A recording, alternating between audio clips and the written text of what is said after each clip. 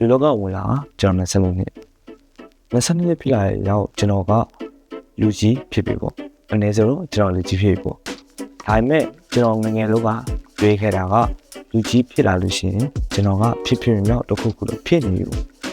ပေမဲ့ကျွန်တော်သိခဲ့တာကလူကြီးဖြစ်တာနဲ့ပါလာမဲ့မသေးချာမိရမှုကိုနောက်တစ်ခုကလူကြီးဖြစ်လာတဲ့အနေနဲ့ပါလာမဲ့ responsibility ကျွန်တော်တဲ့ရင်ကလူကြီးလို့ပြောလို့မရသေးဘူးလူလေးလည်းမဟုတ်ဘူးအဲ့တော့လူငယ်တွေတယောက်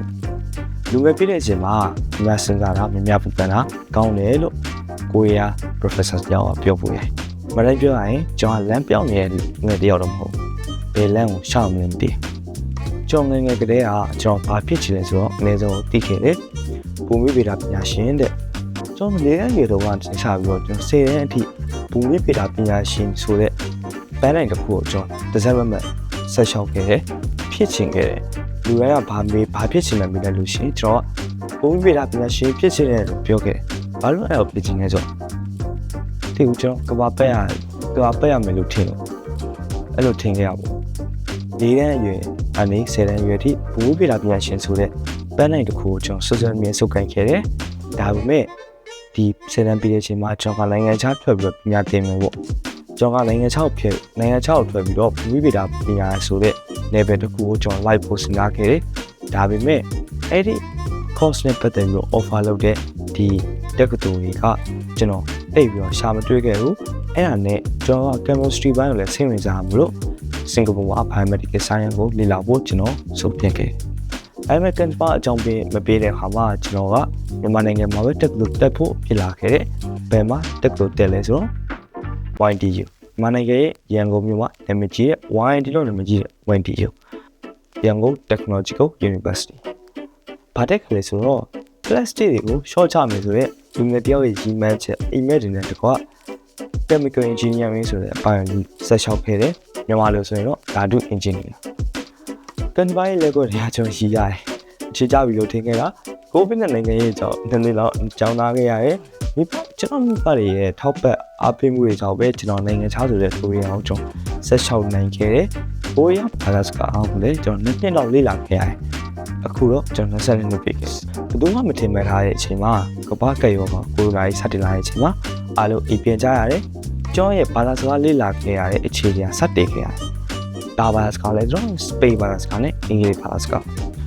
အဲ့ဒီအချိန်မှာကျွန်တော်ဘာလို့ရှာတွေ့ခဲ့တာလဲဆိုတော့ငါဘာသာစကားတွေကိုချင်းမြတ်လို့ပါလားဆိုတဲ့စိတ်ဝင်စားမှုနဲ့ပဲတခုကျွန်တော်သိလာခဲ့ရတယ်ဒါနဲ့ကျွန်တော်ဘယ်သူ့ကိုပြောဘယ်သူမှမသိတဲ့ linguistic ဆိုတဲ့ဘာသာရေးကိုကျွန်တော်လေ့လာဖို့စိတ်အားစတင်ထက်သန်လာခဲ့တယ်မြန်မာနိုင်ငံမှာရှိတော့အဲ့ကျွန်တော်ကိုယ့်ဘာသာကိုလေ့လာခဲ့ရရှိတယ် linguistic ဆိုတဲ့အမည်နဲ့ထိုင်ပညာသင်ပေးနေတဲ့တက္ကသိုလ်ကပိုးရမှာ၅ခုပဲရှိတဲ့အဲ့ဒါတွေက SMU, KU, CNU, HUFS and PNU 2024မှာ linguistic ကိုပထမ major second major အနေနဲ့မဖြစ်မနေထည့်ရလို့ engineering ဘာသာရေးကိုကျွန်တော်ရွေးလျှောက်ခဲ့ရမှာမလီယိုဆိုတာနဲ့ပဲ engineering ဘာသာရေးနဲ့ကိုလျောတယ်မှာပို့ခရခဲ့တယ်ဒါပေမဲ့ကျွန်တော်အဲ့ဒီကြောင့်မရွေးချင်ဘူးအဲ့ဒီအချိန်မှာကျွန်တော် linguistic ကမရှိတာနဲ့ပဲတခြားအကြောင်းမှာကျွန်တော်ဘယ်လိုလျှောက်ထားတဲ့တခြားအကြောင်းမှာဘာကိုလျှောက်ထားခင်လဲဆိုတော့ media and entertainment major ဆိုတော့အဲ့ဒီ major နဲ့ကျွန်တော်ဝယ်ခွင့်ရတော့အဲ့ဒီအကြောင်းကျွန်တော်တွားခဲ့တယ်အခုတက်နေတဲ့အကြောင်းကတော့ Sorbonne University ကျွန်တော်က media ဘာသာရေးနဲ့အကြောင်းတက်လာခဲ့ရပေါ့အဲ့ကျွန်တော်ရဲ့ education အခြေချုပ်ပေါ့နော်ဒါပေမဲ့ဒါအဲ့ education နဲ့ background နဲ့ကျွန်တော်ရဲ့ interest တွေကထူးခြားချက်ကိုပြောရမယ်ဆိုရင်ဒီကျွန်တော်စိတ်ဝင်စားနေတဲ့ဘယ်တွေက consistent ဖြစ်မနေခဲ့ဘူးကြောက်ပြောင်းနေရတာ media ပိုင်းလေးလာနေတဲ့အဲ့ဘန်ဆက်လို့တော့လေဘာကြောင်ပြောင်းနေရလဲလို့ပြောရရင် media ကိုလေ့လာနေရမှာတည်းပဲကျွန်တော် media မှာဘယ်ပန်လဲရမလဲကျွန်တော်မသိ linguistic ပိုင်းလား journalism ပိုင်းလည်းသွားမလားအဲ့လိုမျိုးဘေး level တစ်ခု focus လုပ်ရမယ်ဆိုတာကျွန်တော်မသိ YouTube content တွေဖန်တီးတော့လေကျွန်တော်ကဘယ်နဲ့ဘယ်နဲ့ပတ်သက်တဲ့ content တွေကျွန်တော်ဖန်တီးရမယ်ကျွန်တော်မသိခဲ့ဘူး media ဆိုတာ means of communication ထက်တာကကျွန်တော်လူတွေနဲ့ communicate လုပ်တယ်ကျွန်တော်ကလူတွေနဲ့ဆက်သွယ်မယ်လေ့လာနေအောင် media နဲ့ဆိုတာအပိုင်းအများကြီးရှိတယ်ဒါပေမဲ့ကျွန်တော်ကလူချို့တင်ပြရမယ်ပိုင်းလူချို့ဆက်သွယ်ရမယ်အပိုင်းမှာကျွန်တော်ဘယ်ပိုင်းနဲ့ဆက်သွယ်ရမယ်ဆိုတာကျွန်တော်မသိခဲ့ဘူး journalism ပိုင်းလား broadcasting ပိုင်းလား media entertainment ပိုင်းလား I don't know ဘယ်ရောက်ဝေးလို့တရားဘာပူပန်နေရလဲ I think university isn't enough. My name is University မှာကျွန်တော်သင်နေတဲ့ဘာသာရပ်တွေမှာ60%အထက်ကကျွန်တော်နားမလည်ဘူး။ဘာလို့လဲဆိုတော့ language barrier ကြောင့်ပါ။ကိုရီးယားကျောင်းသားတွေကတော့ခေါ်လို့ရှာမပြောရင်လိုက်မဲ့နေပြီကျွန်တော်နေတဲ့ဘာလို့လိုက်မဲ့လက်မသိဘူး။လိုက်မဲ့ရင်လည်းရှာမတင်ပေါ်ရေးပေးတာဟာတွေ PDF ပြန်ဟာတွေရေးလိုက်မဲ့လေဒါပေမဲ့60%အထက်ကကျွန်တော်မသိတဲ့စကားလုံးနဲ့ရေးတာပါ။ဒါတော့ကျွန်တော်တွေကကိုယ့်ရဲ့လမ်းကိုဟောက်ရပါတယ်။ဒါတခုဖောက်တဲ့ချိန်မှာဘယ်လမ်းကိုတော့မှမသိလို့ရှိရင်စန်ဒဝဝနဲ့ရောက်ဆိုတာမျိုးတဲ့လမ်းတခုဥတီရှောင်းနေတဲ့လက်ဘေးကလမ်းခွဲလေးတွေကိုမြေဆန်းခင်ပြလို့အောင်ရှိသမျှလမ်းတွေအလိုလေးတာပေါ်ကလည်းကျွန်တော်အောင်ပါ we don't have enough time alright ကျွန်တော်အောင်မြင်မှုဆိုတာကိုကျွန်တော်ငွေရနဲ့မရချင်အောင်မြင်မှုဆိုတဲ့ definition ကလည်းကျွန်တော်အတွက်ဘာမှကျွန်တော်လည်း definition မလုပ်ရသေးဘူးအောင်မြင်မှုဆိုတာကမောင်ရလာတကယ်ချင်းချုံငွေရနဲ့ level တစ်ခုမှာကျွမ်းကျင်လိမ့်မနေတာ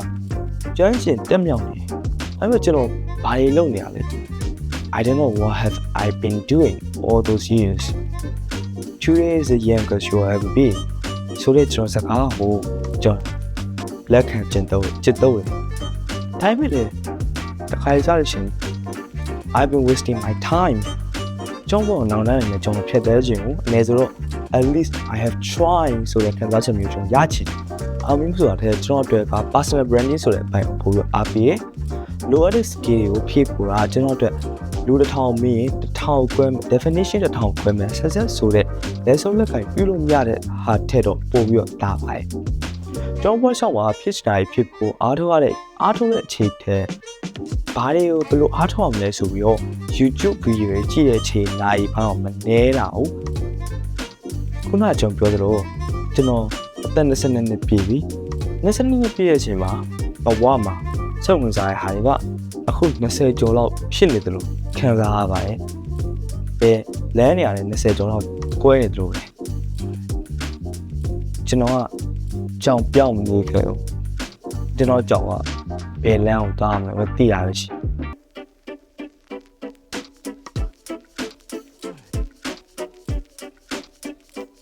ကျွန်တော်လည်းဒီလမ်းကိုဆက်ရှောင်မယ်ဒီလမ်းကိုဆက်ရှောင်ရင်းနေပဲ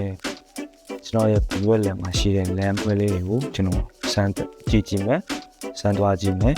စင်ပြီးဆက်သွားမယ်ဆိုတော့ကျွန်တော်လည်းလုပ်တဲ့လာရေးလုပ်နေမယ်ကျွန်တော်အနေနဲ့ဘယ်လမ်းကိုတွားရမလဲဆိုတော့မယူချင်ရသေးဘူး